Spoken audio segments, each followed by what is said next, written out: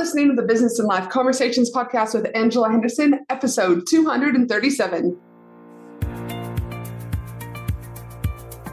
Hey there, you're listening to the Business and Life Conversations podcast. My name is Angela Henderson, and on this show, we talk about improving your business, life, or both by having amazing and rich conversations with brilliant guests who will inspire you and who will give you tips and tricks to help you grow both in life and in business.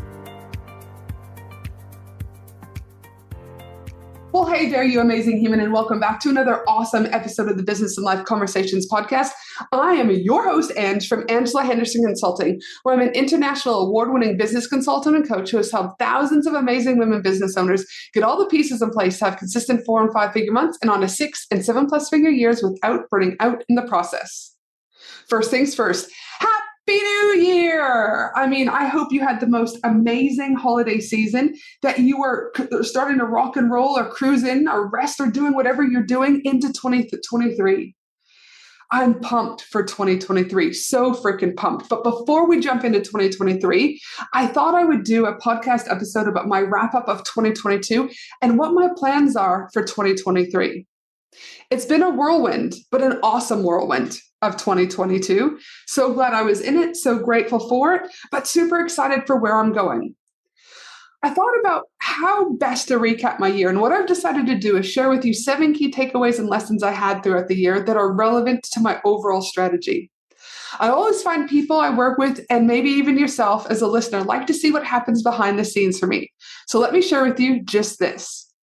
But also on this podcast today, I want to share with you something about growth. And sometimes growth in business and life aren't what we think it is, or what we read about on the internet. And that the strategy that you think you have to do is actually completely the opposite. You'll see why in a minute. And lastly, I'm going to share with you my plans for 2023. So here we go. In no particular order, my top 7 key takeaways and our lessons. Number 1, you can do hard things. Let me repeat that. You can do hard things.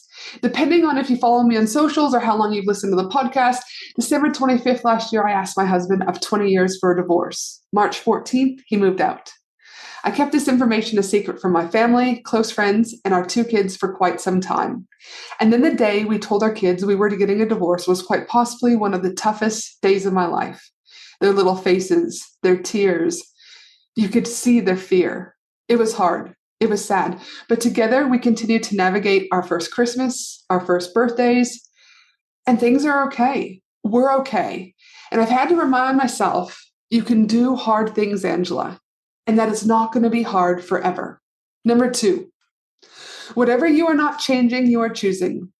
For many years, I was trapped in a victim mindset, believing I didn't have choice. But over time, I realized I have complete ownership over my life and that nobody is coming to save me. Sometimes daily, sometimes monthly. During this past year, I would say this statement out loud, and then I would reflect. I would reflect on where I've started complaining in my life, where I was starting to be Debbie Downer, and from there, I would start to be proactive and slowly make changes. Why? Because not changing is the same as choosing. Let me repeat that, because not changing is the same as choosing. And I could choose to stay the same, or I could choose to make positive and proactive changes. Number 3, the courage to be disliked. In early January this past year, an article of mine went viral on the internet where I talked about how I outsourced a house manager, a cleaner, and a gardener. Needless to say, tens of thousands of comments, no exaggeration there, from people around the world hating on me, my kids, and my ex. Comments such as, but not limited to, your kids are going to be deadbeats if they're not already. Gosh, what a lazy piece of shit are you? Your husband must be worthless. It was by far the worst day in business, but what I've learned is that when I use my voice, there will be people in society ready to hear my message and others who won't. So this year I learned that I'm going to be disliked and to have the courage to be disliked, because the reality is that the more and more that I grow my audience, the more and more that I do more podcasts, more speaking, and help more women around the world, the reality of it is the more I'm going to be disliked. And I've got to be okay with that. So this year, I've leaned into and had the courage to be disliked. Number 4, boundaries. The thing with boundaries is we often think it's about people disrespecting our boundaries, but more times than not, the problem is with us not staying true to respecting our own boundaries. A couple times this year, I had a couple issues in business and life come up. And upon reflection, though these people were stepping over their boundaries and that was their actions, the reality is that I too played a role in this and needed to tighten things. Why? People treat you the way you teach them. Let me repeat that. People treat you the way you teach them. So this year was also a year of tightening my boundaries. Number 5, love changes you. Allowing myself to find love again after 20 years has changed me in so many ways. What I have found is that I need to let my guard down. I had to trust. I had to surrender. And I'm so glad I did, because falling in love again has been powerful. Love makes you hopeful. Love makes you grateful. Love makes you happy. Love makes you heal. Love makes you inspired. Love makes you feel rich. Love makes you a better person. Love changes your life. And I'm so glad, regardless of where this relationship goes, love changes you. And that I can find love again after 20 years. It's been absolutely remarkable in so many ways. Number 6, don't let bad days turn into bad weeks, which turn into bad months. I've entered into the beautiful stage of perimenopause, insert sarcasm, and the migraines I'm getting are like pain I've never felt before. And when this lightning bolt of pain shoots through my head and literally knocks me to my feet for hours at a time, I find myself going into a slight spiral. Well, I was, which would bleed into the next day, which would then go into the week, and I hated it. I absolutely hated it.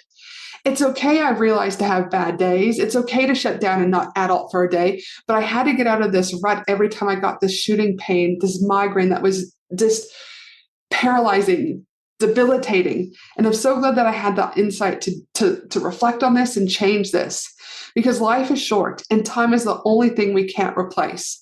So don't let your bad days turn into bad weeks, which turn into bad months. Number 7, hurt people, and healing people, heal people. With the big changes going on in my life this year, I knew I would need to work on healing, finding me again. Why? Because I didn't want to end up like my mother. You see, I haven't spoken to my mother in over a decade because I had to cut her off due to the things she would do or not do to me. I know that my mother did these things because she was hurt, and the only thing or way she knew was to hurt the people closest to her. And she never worked on her healing. So this year, knowing how big of the year this was, it was important for me to do more and more healing during this time, because I never want to hurt people. Why? Because hurt people hurt people. I want to be someone who takes responsibility for my life, which I did this year. I started to heal this year and will continue to heal in 2023, because I believe healing people heal further people, which heal our society, which heals our community. Bonus kind of takeaway that I had in 2022 was the power of gratitude. Every day, without fail, I would look for the beauty around me and show gratitude. Even on the day that my husband of 20 years was moving out of our family home, there was still so much to be grateful for. Grateful for our health, grateful for our children, grateful for new beginnings. I found that whatever you focus on, your mind expands. When I used to focus on lack, I would be operating from a position of loss and discontent, which would result in more lack. But when I focus on abundance and the good things in my life, things are always a bit better. Not to mention, the research shows that people who practice being grateful show significantly higher levels of happiness, are less depressed, less anxious, less stressed, have more success at work, career, or business, have higher self-esteem, and have less symptoms of physical pain. So without fail, every single day, I practice daily gratitude. Now, as you can see, my wrap up for 2022, my key takeaways and my lessons that I just mentioned didn't have anything to do with the typical business strategy or the funnels that you've been taught that you need in business to succeed. And this is exactly what I work with my paid clients on. Putting yourself first, healing, taking responsibility of your life are some of the key ingredients that got me to where I am today and get my clients where they are today.